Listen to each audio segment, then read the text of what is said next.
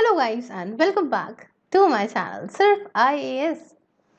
तो यहाँ पे बहुत खुशी से बता रही हूँ कि India after independence Nitin Sangwan sir की जो नोट्स की सीरीज है वो कंटिन्यू हो रही है और आज इसका लास्ट लेक्चर आपके सामने प्रेजेंट कर रही हूँ। लेक्चर नंबर 22 रहेगा ये। तो आइए शुरू करने से पहले चैनल को सब्सक्राइब कर लीजिए, बेल आइकन को प्रेस करिए ताकि आपको रेगुलर अपडेट्स मिलती रहें। अब बात करेंगे यहाँ पे इसके पहले टॉपिक की। तो जिस तरह से हम कंटिन्यू करते आए हैं कहानी पिछले लास्ट 21 लेक्चर से, उसी को ही आज और बढ़ा रहे हैं और यहाँ पे कहानी का अंत भी कर देंगे। देखिए एग्रीगेरियन स्ट्रगल्स की बात करते हैं अब इसके अंदर। अब जो इंडिपेंडेंस हमें मिल गई थी, आज़ादी हमें मिल गई थी, इसके बाद अब ये जो एग्रीकल्चर में स्ट्रगल्स चल रहे थे वो अलग तरीके के थे। मतलब अब आप कह सकते हो कि अगेंस्ट थे पॉलिसीज के, वेलफेयर स्टेट के। क्यों? क्योंकि ये कुछ तो इस वजह से थे, यहाँ पे स्ट्रक्चर जो डिफरेंसेस थे इसके रिएक्शन में थे, है ना, जो अभी भी देखने को मिलते हैं। और कुछ इसलिए थे कि कुछ लोगों के अंदर होप्स वगैरह बहुत ज़्यादा थी जो इस समय चल रही थी। तो ये दिक्कतें चल रही थी अब इंडिपेंडेंस के बाद। अब देखिए तेलंगाना पीजेंट स्ट्रगल आप कह सकते हो, ये सबसे स्टार्टिंग में one of the early manifestation रहा था तेलंगाना जो पीजेंट स्ट्रगल था। जो किसान थे तेलंगाना के, वो सफर कर रहे थे in extreme form of feudal operation in the hand of jagirdar and Deshmukh वगैरह। जागीरदार वगैरह क्या करते थे, इनसे काम करवाते थे, इनसे प्रोड्यूस ले लेते थे, इनको मतलब इनके साथ बड़ी ज्यादती कर रहे थे जो पीजेंट से तेलंगाना के। कुछ उनमें से जो थे, है ना, had thousands of acres of land. इनमें से कुछ तो जो है, मतलब ये जो जागीरदार वगैरह देख रहे हैं ना, देशमुख वगैरह, ये इनके पास हजारों एकड़ की लैंड हुआ करती थी, इसलिए लेबर बनाए पड़े थे सबको उसके अंदर। पीजेंट्स बहुत ज्यादा, ये किसान बहुत ज़्यादा दिक्कतों से गुजर रहे थे क्योंकि इनके ऊपर बहुत हैवी लेवल जो है लेवल का जो है वो बेकार लगाया जाता था, है ना, at the hands of government lords and officials के द्वारा। मूवमेंट जो है उसे ऑर्गेनाइज करा गया था कम्युनिस्ट लीडरशिप के अंदर, जिसने ऑर्गेनाइज क्या करा कि एक पीजेंट्री ऑर्गेनाइज करी in the form of armed guerrilla rebellion groups, और आप कह सकते हो dalams, for attacking the landlords, armed paramilitary groups, Razakars and officials. तो हुआ क्या कि मूवमेंट किसने ऑर्गेनाइज करा, कम्युनिस्ट लीडरशिप में ऑर्गेनाइज करा गया। और इसके अंदर क्या हुआ कि कहा भैया हथियार उठाने पड़ेंगे, ठीक है, अटैक भयानक करना पड़ जाएगा, अटैक करिए आप यहाँ पे जो है लैंडलॉर्ड्स पे अटैक कर दीजिए, साथ में जो है आर्म्ड पैरामिलिट्री ग्रुप्स पे अटैक कर दीजिए, साथ में जो रजकदार्स हैं, ऑफिशियल्स हैं, इन पे सब अटैक करते रहिए। अब हुआ क्या कि जब निजाम को यहाँ पे इंडियन आर्मीज ने यहाँ से हटाया तो कुछ कम्युनिस्ट लीडरशिप के कुछ लीडर्स ने कहा कि अब हम यहाँ पे हम इंडियन आर्मी से भी लड़ेंगे, है ना, अब सरकार से भी लड़ेंगे हम यहाँ पे। और ये देखने को मिला कि इंडियन गवर्नमेंट जो है वो, इन्होंने कहा कि ये जो है सिंबल है बॉर्जुआइस का, बॉर्जुआइस रूल का, मतलब यहाँ पे जो है सारा मिडिल क्लास वाला हिसाब का ज़्यादा चल रहा है। और इन्होंने कहा कि ये हमें अब आज़ादी चाहिए तो चाहिए। और यहाँ पे जो इतनी भयानक लड़ाई हुई इंडियन आर्मी और इनके बीच में, हजारों पीजेंट्स इससे सफ़र भी करे हैं। खैर, एक दूसरा मूवमेंट जो इंडिपेंडेंस के बाद चला वो चला पटियाला मुजाहरा मूवमेंट। क्या चला था? पटियाला मुजाहरा मूवमेंट। ये दूसरा मूवमेंट था जो मुजाहरा जो क्या थे वो चला रहे थे अगेंस्ट दी बिस्वेदार्स या फिर लैंडलॉर्ड्स से कहते हैं, है ना, जो जिनके लिमिटेड राइट्स थे over the land during the British rule, ना, ये जो आपके मुजाहरास थे उनके द्वारा। बट काफ़ी ज़्यादा इनको होल्ड मिल गया था इंडिपेंडेंस के बाद। फिर समझिए यहाँ पे हुआ क्या कि दूसरा मूवमेंट चलाया गया इंडिपेंडेंस के बाद, वो था पटियाला मुजाहरा मूवमेंट। और ये मूवमेंट कौन चला रहा है? मुजाहरा चला रहे हैं। किसके अगेंस्ट चला रहे हैं? अगेंस्ट चला रहे हैं बिस्वेदार्स के अगेंस्ट चला रहे हैं। और बिस्वेदार्स या तो लैंडलॉर्ड्स जो हैं, इनके पास काफ़ी लिमिटेड राइट्स थे ब्रिटिश रूल के टाइम पे, बट इनको अचानक से काफ़ी अच्छा सिग्निफिकेशन होल्ड मिल गया था इस अपने राइट्स के ऊपर इंडिपेंडेंस के बाद। तो इनके अगेंस्ट यहाँ पे मूवमेंट चलाया जाने लगा। अब देखिए यहाँ पे पीजेंट्स ने खुद को ऑर्गेनाइज कर लिया था आपस में, ठीक है, एक आप कह लो आर्म्ड ग्रुप्स में कर लिया था, हथियार वगैरह उठा लिए थे। इसमें कुछ कम्युनिटी लीडर्स भी थे जैसे कि आपके तेजा सिंह स्वतंत्र वगैरह, और ये सब इनके द्वारा 1948 में कर दिया गया था। अब उसके बाद एक इंडिपेंडेंस के बाद एक नक्सलबारी मूवमेंट भी आता है, उसमें नक्सलबारी लोग भी इंक्लूड थे। मूवमेंट कुछ ट्राइबल पीजेंट जैसे कि आपका श्री ककाकुलम और जो कि आंध्र प्रदेश के थे उनके द्वारा भी शुरू करा गया था। ये भी कम्युनिस्ट आइडियोलॉजी पे ही था। दोनों ही जो है, दोनों ही मूवमेंट जो थे वो इन्फ्लुएंस थे थॉट्स के माओ जेडोंग, जो आप जानते हैं ना चाइना वाले, इनके थॉट्स से काफ़ी ज़्यादा थे। और यहाँ पे Aspire radical change in the social structure, हमें लेकर आना है बदलाव, ऐसे करके। उसके बाद एक दूसरी स्ट्रीम जो कि पॉपुलर एग्रीगेरियन मूवमेंट की चली थी वो आप कह सकते हो न्यू फार्मर मूवमेंट के तौर पे चली थी। क्या नाम था? New farmer movement. ये सारे मूवमेंट जो हैं वो जो बेस थे वो आइडियाज जो कि भाई रिलेटिव डेप्रिवेशन एंड उसमें मतलब कि इनको जो दबाया जा रहा है इस पे ही यहाँ पे जो है मूवमेंट बेस थे। ये कोई भी यहाँ पे मार्जिनलाइज पेजेंट्री क्लास इन्हें लीड नहीं कर रहा था, बट ये फार्मर्स के कुछ लोग थे वही यहाँ पे फार्मर्स की लॉबी इन मूवमेंट्स को यहाँ पे डील कर रही थी, लीड कर रही थी। शेतकारी संगठन, शेतकारी संगठन जो कि आपका शरद जोशी और भारतीय किसान यूनियन आपका महेंद्र सिंह टिकायत का था। ये सारे के सारे ऐसे कुछ ऑर्गेनाइजेशन थे जो ये नई डिमांड जो थी, क्योंकि इतनी भाई कि सब्सिडी बढ़ाइए, आप इलेक्ट्रिसिटी हमको फ्री दीजिए, आप एमएसपी वगैरह को बढ़ाइए, इन सब बातों को लेके इस ये मूवमेंट चलाए जा रहे थे। तो ये कुछ एग्रीगेरियन स्ट्रगल्स थे जो कि चलाए गए उस समय फार्मर्स के द्वारा।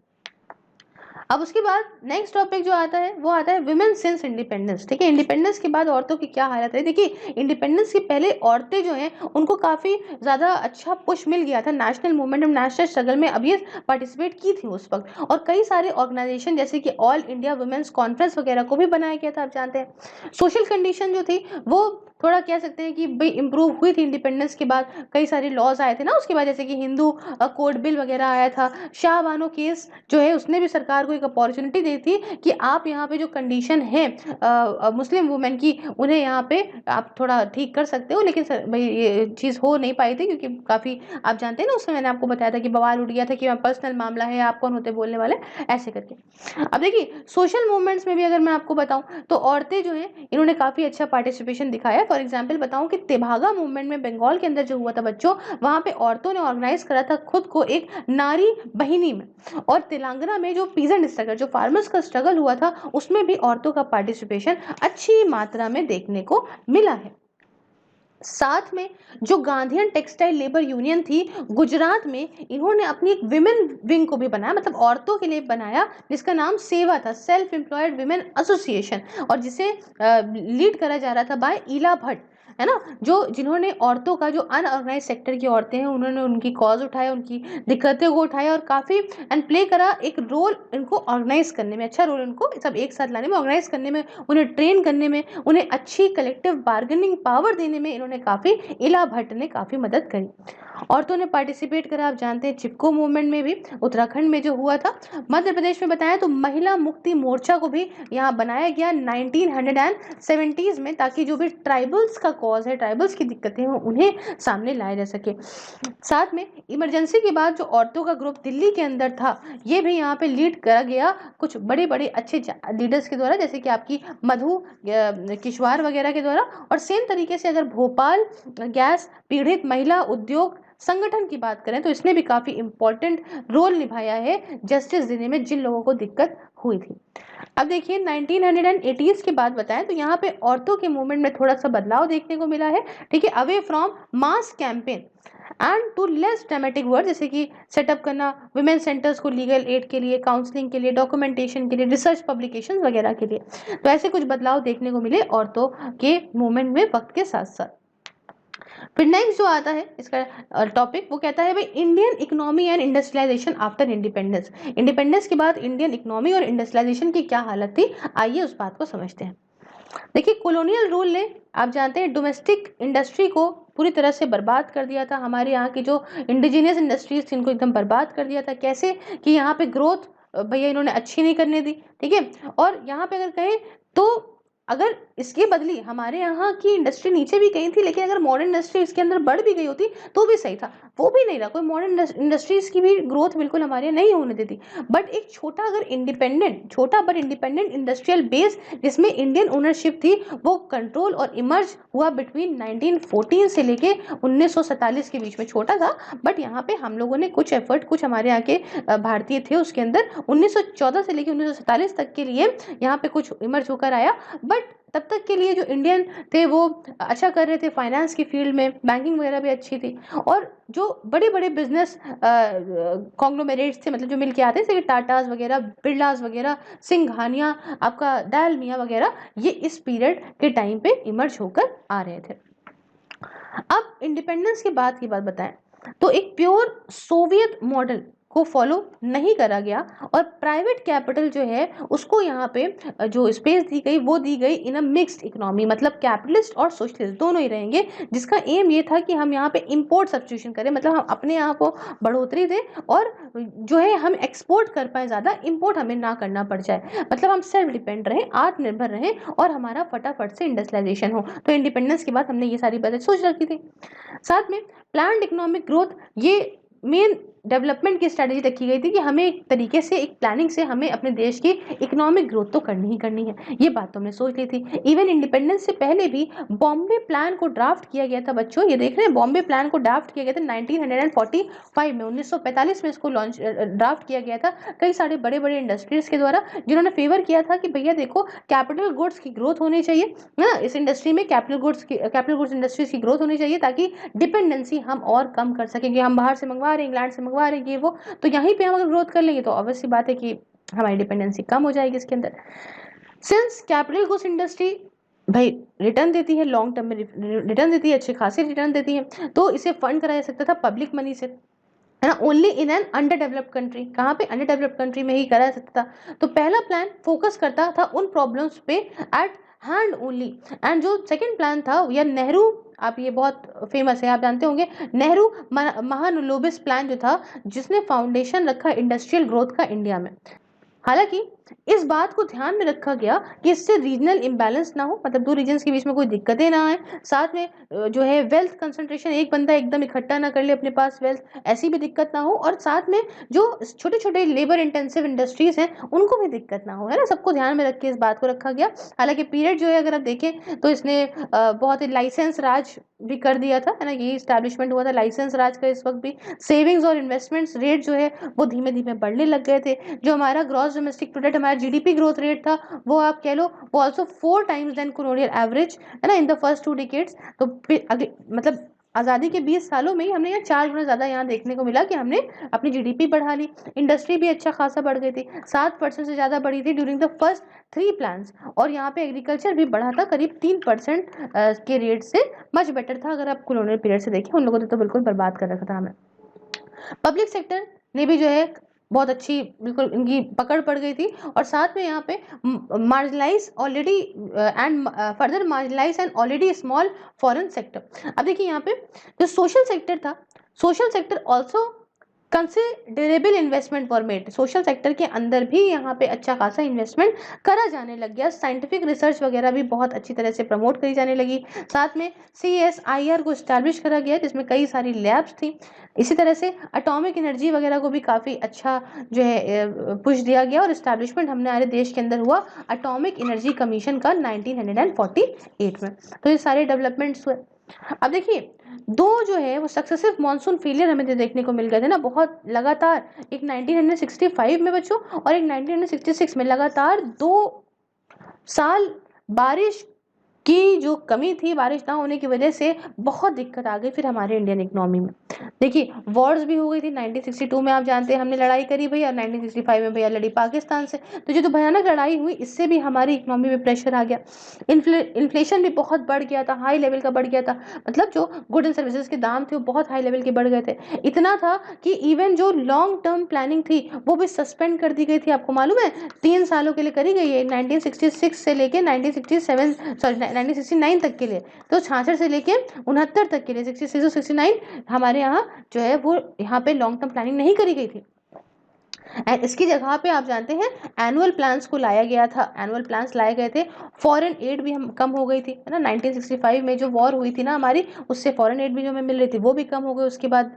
और इंडिया का जो क्रिटिसिज्म इंडिया ने किया था यूएस का वियतनाम वॉर में, तो उसके चलते भी हमें थोड़ा सा वो हो गया था, यूएस ने कह दिया था कि यूएस ने यहाँ पे जो हमने वियतनाम वॉर के चलते यूएस को क्रिटिसाइज कर दिया था, इसके चलते यूएस ने हमें PL 480 के अंदर जो हमें गेहूं दे रहा था उसे भी यहाँ पे मना कर दिया कि भैया हम नहीं देंगे यहाँ पे आपको गेहूं वगैरह, प्रेशर था। इंडिया के ऊपर काफ़ी प्रेशर था, क्या प्रेशर था कि आप अपनी इकोनॉमी को किस तरीके से लिबरेट, मतलब अब आप लिबरेट करिए, आप हमारी कंट्रीज़ के लिए खोलिए। अच्छा, हम गए थे, डर हमारा ये था कि भैया देखो, अब इंग्लैंड आके हमें बर्बाद करके गए हैं, ये ब्रिटिशर्स आके करा है हमें बर्बाद, इतने सारे यूरोपियंस करके गए हैं, अब हम और बर्बाद नहीं होना चाहते, तो हम ठीक है, हम अपने ही कमाएंगे, अपने ही खाएंगे, अपने ही में आत्मनिर्भर रहेंगे। लेकिन हमारे ऊपर पूरे वर्ल्ड से प्रेशर क्या आने लग गया, लिबरेट करिए, साथ में करेंसी को डिवैल्यूएट करिए। जैसे मैंने आपको बताया कि यहाँ पे इंदिरा गांधी जी ने करी भी थी 35% से करेंसी डिवैल्यूएट, लेकिन इसका कोई फायदा हो नहीं पाया था। बट इंडिया सिचुएशन से जो है अगर कहें तो और ज़्यादा खराब ही होता रहा, काफ़ी कुछ करा हमने तब भी खराब होता रहा। इवन सरकार, वही मैंने बताया ना, इंदिरा गांधी जी ने डिवैल्यूएट कर दी थी, इसके लिए क्रिटिसाइज भी की जाती है क्योंकि इससे कोई फायदा नहीं हो पाया था। सरकार ने यहाँ पे जो है कई सारे मेजर्स लिए, जैसे कि MRTP एक्ट लेकर आई थी सरकार, फेरा एक्ट लेकर आई थी, नेशनलाइजेशन किया बैंक्स का, इंडस्ट्रीज वगैरह को यहाँ पे शुरू करा फ्रॉम 1969 टिल 1970, ठीक है। उसके बाद यहाँ पे अगर हम कहें, मतलब काफ़ी इंडस्ट्रीज को अपने अंदर पब्लिक सेक्टर में भी रख लिया था इन्होंने। और सेम पीरियड में आप जानते हो ग्रीन रेवोल्यूशन भी हुआ, ताकि जिससे हमारे देश के अंदर फूड सिक्योरिटी बरकरार हो पाए। हालांकि कुछ शॉर्टकमिंग्स भी इससे हैं, कुछ दिक्कतें भी हैं, जो अब कह सकते हो कुछ स्टार्टिंग में दिक्कतें देखने को पड़ी, जैसे import substitution insulated industry from competition. अब क्या हुआ कि हमने कहा कि भैया यहाँ पे इंपोर्ट नहीं करना है, एक्सपोर्ट करेंगे, हम इंपोर्ट नहीं करेंगे, हम अपने देश में करेंगे। तो इससे क्या हुआ कि इंडियन इंडस्ट्री यहाँ पे अलग रह गई, कंपटीशन से अलग अलग जगह पे मिल ही नहीं पाई वो, और एंड कर्ब्ड आउटसाइड एक्सपोजर, ठीक है। यहाँ पे क्या हुआ, आउटसाइड एक्सपोजर में पहुंच नहीं पाई, तो कंपटीशन का मतलब उन्हें पता ही नहीं है बाकी देश में क्या हो रहा है क्या नहीं। इससे क्या हुआ कि इनएफिशिएंट, काफ़ी इंडस्ट्रीज जो है वो इनएफिशिएंट हो गई, टेक्नोलॉजिकली काफ़ी हम बैकवर्ड हो गए।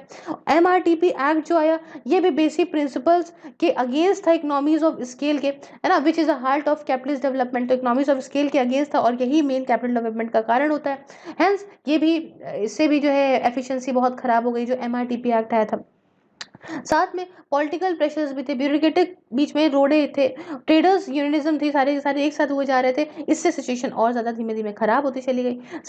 इंडिया यहाँ पे फ़ायदा नहीं उठा पाया कि जिस तरीके से इंटरनेशनल कैपिटलिज्म बढ़ रहा है, चेंज हो रहा है, कैपिटल नेचर उसका फ़ायदा इंडिया नहीं उठा पाया था। सरकार के जो खर्चे थे वो इतने ज़्यादा थे कि क्या बताएं, इनकम से ज़्यादा थे, जिसकी वजह से फिजिकल डेफिसिट हमारा और बढ़ता गया, बहुत ज़्यादा लेवल तक बढ़ गया था, 10%, एंड डेप्थ भी काफ़ी बढ़ गया था। 30% से हमारे कर्जे बढ़ गए थे 1970 से लेके यहाँ पे 54%, मतलब 30% थे 1970s में, और बढ़ के 54% हो गए थे 1991 तक। समझ रहे हो, तो कितनी दिक्कत थी। इन्फ्लेशन और बढ़ जाना, लोअर जो है फॉरेन कैपिटल इनफ्लो होना, इससे लेसर इंडस्ट्रियल इन्वेस्टमेंट आना, तो हमने बहुत कुछ झेला उसके बाद।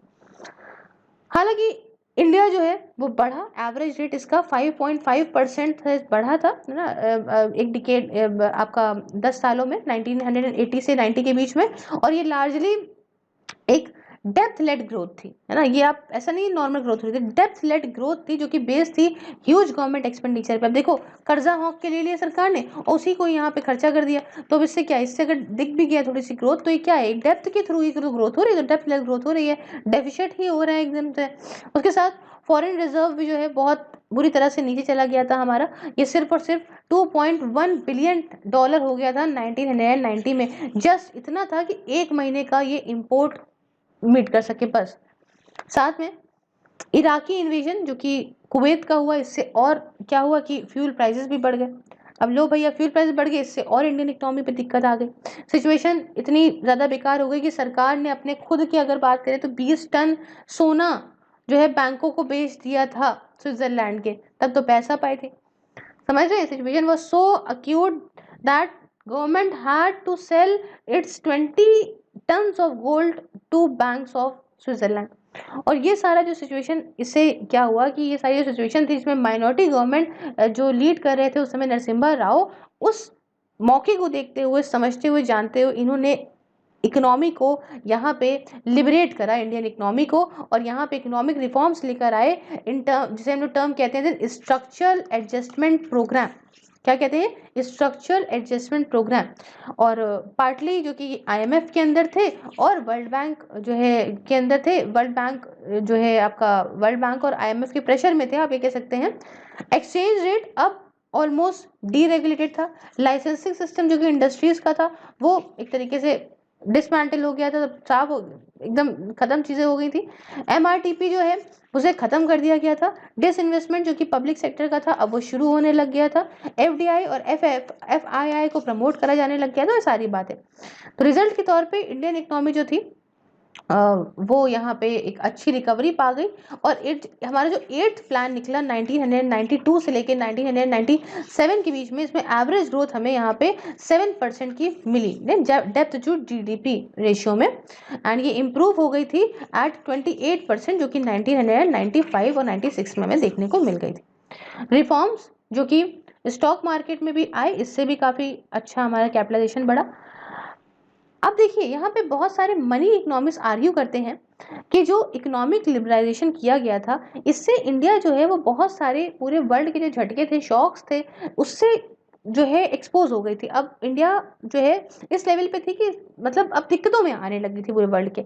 और इससे क्या हुआ था, इन्वेस्टमेंट जो कि आपका कैपिटल गुड्स इंडस्ट्री में था वो अभी भी बहुत खराब था। गरीबी का लेवल जो था वो नीचे नहीं आ रहा था, और कोई भी सही कदम नहीं उठाए जा रहे थे जिससे पब्लिक सेविंग्स को और इम्प्रूव कराया सके, या कंडीशन जो कि पब्लिक सेक्टर की है उसे और इम्प्रूव करी जा सके। लेबर मार्केट जो है वो अभी भी इसमें कोई रिफॉर्म्स नहीं लाए गए थे, नॉन रिफॉर्म थी। और ये 1996 और 7 की बात है बच्चों, जब इंडियन इकोनॉमी जो है इसमें बहुत बुरी तरह से हिट करी गई by East Asian economic crisis. और ये बात फिर 1999 की है, जब इंडियन इकोनॉमी हिट करी गई बाय द सैंक्शन ऑफ वेग ऑफ न्यूक्लियर टेस्ट जो कि इंडिया ने करे थे। तो अब जानते हैं ये कुछ कहानी थी। उसके बाद तो हमने स्पेक्ट्रम में पढ़ा ही है। फिलहाल इंडिया आफ्टर इंडिपेंडेंस की कहानी हमने यहाँ करी complete. So if you like the video, please like the video, share it with your friends, subscribe your channel Surfires, and if you want to follow me on any of the social media platform, link is in the description box. Along with this, if you want to watch these videos on Facebook, just like the page Surfires and watch these videos there. And if you want to go for one daily real question on my Instagram channel, just follow us on Instagram. And if you want to support me in my work, just press the join button and you can enjoy the various perks also. Thank you so much for discussion. Have a wonderful day ahead. Take care.